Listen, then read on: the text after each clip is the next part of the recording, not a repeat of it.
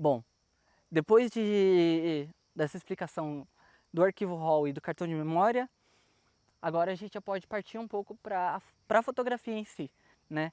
Bom, a fotografia, ela é luz, né? É basicamente você reconhecer, imprimir a luz em um arquivo ou em um papel, é você pegar aquela luz e capturar ela. Por que a luz?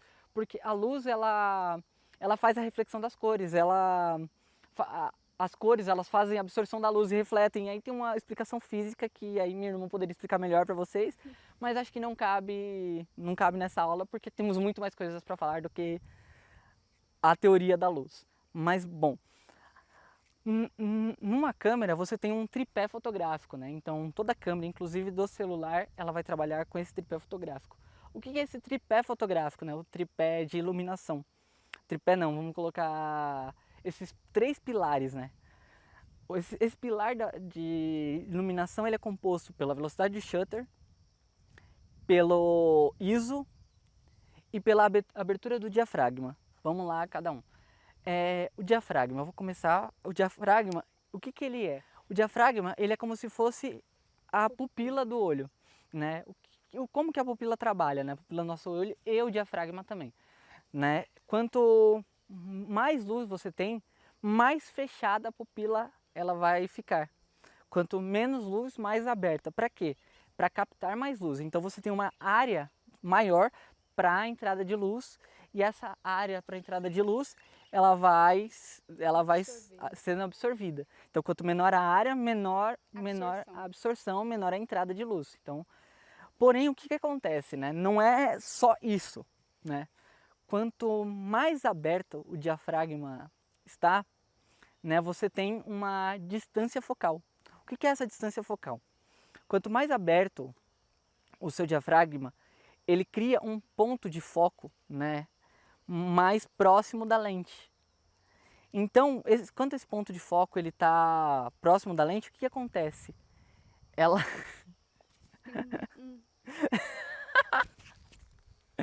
então, o ponto focal do diafragma, o que ele é? É quando você tem o diafragma muito aberto, o ponto focal dele é mais estreito. Então ele tem uma distância focal maior. Por quê? Porque o ponto de foco dele é mais próximo da lente. O que isso acontece?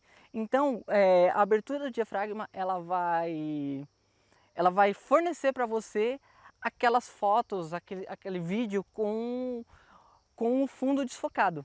Por quê? Porque quando você tem uma abertura focal muito grande e você tem um objeto no seu ponto de foco, você tem também uma distância de foco, você tem um campo de distância de foco onde ele não pega esse foco, por quê? Porque você tem uma chamada distância focal, entendeu? Específica, né?